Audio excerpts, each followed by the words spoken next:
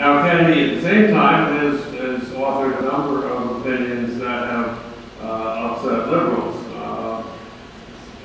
I had mentioned the Citizens United case. That's certainly a very, very sore point. It expressed a view, or put into law a view, that Kennedy had held and expressed in other cases in previous years, that corporations are entitled to, under the First Amendment, spend money on political advertisements during campaign periods.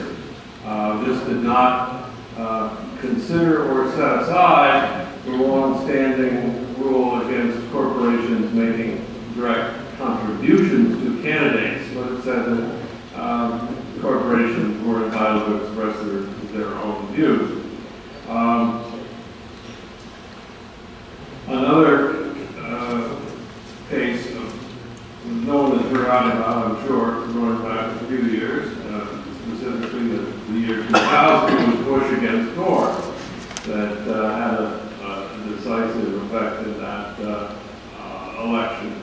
And the opinion for the court in that case was a so-called per curiam decision, which is not signed by individual justices, but it is widely been reported and understood that Kennedy was the principal author of that case. Other cases in which he is disappointed liberals was one in which, despite his having upheld the right to an abortion, he upheld a federal statute which banned the procedure known as a partial birth abortion, and that did not overrule, and in Kennedy's mind was not inconsistent with his previous decisions, but it certainly went in another direction. His decisions involving issues of race before the court have tended to be in the middle, disappointing liberals in some respects and disappointing conservatives in other respects. For example, in the case involving the school system in Seattle and Louisville, Kennedy joined with the conservatives in the court in holding unconstitutional the sort of quota system for minorities that has been adopted by the school systems to try to promote racial integration. However, Kennedy departed from the conservatives in saying that he thought race could be taken into account in organizing school systems, but it needed to be done in effect in a less heavy-handed way, and not amounting to quotas. Well, those are just a few cases that, without getting into the details of any of them, will just give you a little bit of a sense of how he has written decisions that have disappointed or pleased liberals or conservatives at the time. Now, because of his position as a swing voter and casting votes of that sort, it's not surprising that he would find himself receiving criticism from both the left and the right. But the criticism of Kennedy has been at a higher and more personal level than has been typical for Supreme Court justices. And a commentator back in 2007, Edward Lazarus, former clerk and man who's written on this, books on the Supreme Court, had this to say: if the commentary is to be believed, the court's pivotal justice, Anthony Kennedy, must be the most pompous, self-aggrandizing, and unjustifiably self-confident jurist in Supreme Court history. This verdict comes to us not merely from left or right-wing partisans disappointed by the ideologically diverse causes from gay rights to the ban on partial birth abortion that Kennedy has championed. In addition to these usual suspects, mainstream commentators, usually circumspect in their criticisms of the court, are currently engaged in a veritable orgy of Kennedy bashing. Well, that's not really an exaggeration. There was a good deal of criticism. Two of the principal mainstream criticisms that Lazarus referred to were an article by Jeffrey Rosen, a professor and frequent writer and commentator on the court, cover story in the New Republic magazine, which was entitled The Arrogance of Justice Kennedy, and then a book by Jeffrey Tubin, who writes for the New Yorker and also appears on CNN. Well, I read those articles, and I was somewhat familiar with Kennedy's work, and I felt that the criticism was very, very much overstated and unfair, trivial in some respects, inaccurate in other respects, focusing a good deal on Kennedy's personality. The epithet of choice for critics of Anthony Kennedy seemed to be pompous. Now, I've never met Justice Kennedy, so I have no first-hand evidence as to whether he's pompous or not. But it seemed to me a minor scene, and also one that was not really documented by any example of what he had done to deserve that, and did it really matter? Well, there were some efforts to show that it did matter, and that he, in the eyes of some observers, wrote broader opinions than he needed to, or tried to express himself in more eloquent language than was really called for, and so forth. Altogether, I found the criticism to be quite unwarranted. It impelled me to write an article on the subject, which I got published in a professional journal. I do not have copies with me, but if I pique the interest of any of you and you would like to read the article, send me an email at my email address in the club book, and I will send you the article as an email attachment, and you can make up your own mind if my rebuttal was effective. Let me turn now quickly to the cases that may be coming up before Kennedy, in which he will perhaps cast the deciding vote. In the area of same-sex marriage, there are two sets of cases. One you've undoubtedly heard of,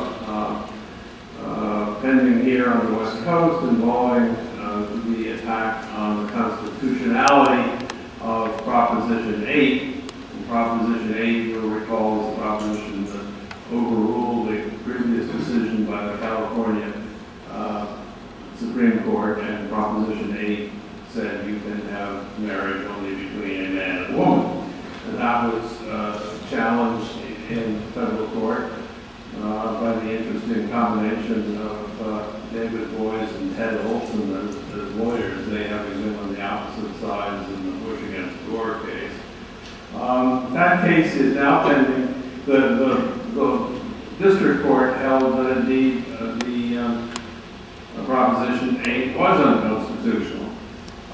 That case, that decision has now been appealed to the Ninth Circuit and is pending there, but it has gotten somewhat bogged down there because the Ninth Circuit is perplexed as to whether the plaintiffs in the case have standing. Standing is a very technical legal concept saying basically, do you have enough of a personal interest in the matter to be qualified to bring suit, and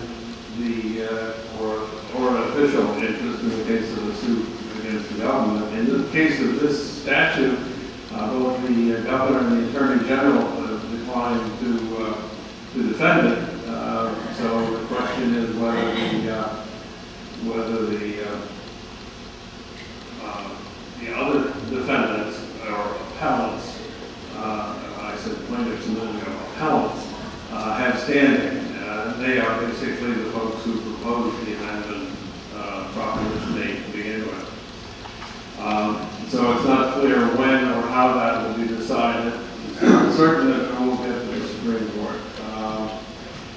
The other group of cases involve the Defense of Marriage Act, which is a federal law passed during the Clinton administration, which again defines marriage between a man and a woman, and for federal law purposes, including estate tax purposes, income tax purposes, Social Security, and the like, so that if you are a same-sex couple validly married in Massachusetts, you still don't get the benefits of marital status accorded couples under federal law.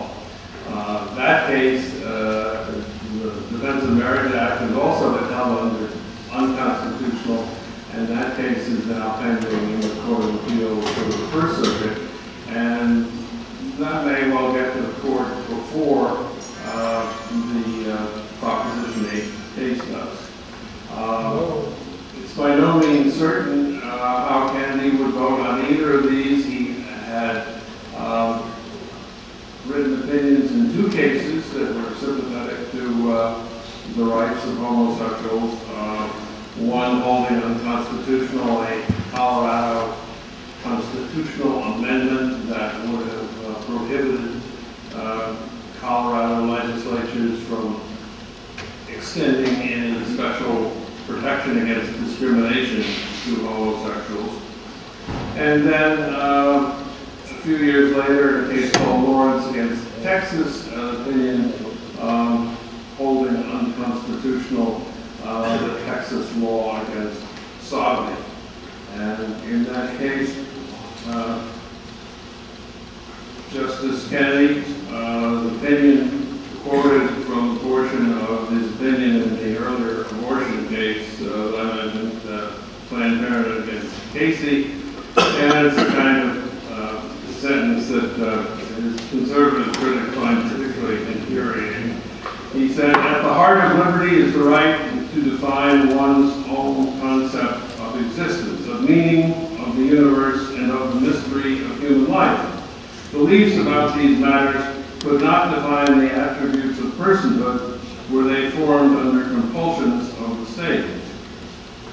Persons in a homosexual relationship may seek autonomy for these purposes just as heterosexual persons do." He went on to say that nothing in that decision, however, involved or made any ruling as to whether or not government must give formal recognition to any relationship that homosexual persons seek to enter, to it same-sex marriage. Justice Scalia, for his part, dissented quite passionately and said the decision would call into question all laws based on moral choice, including laws against bigamy, same-sex marriage, adult incest, prostitution, masturbation, adultery, fornication, bestiality, and obscenity. If there are any other moral choice laws that he overlooked, I can't think of them myself.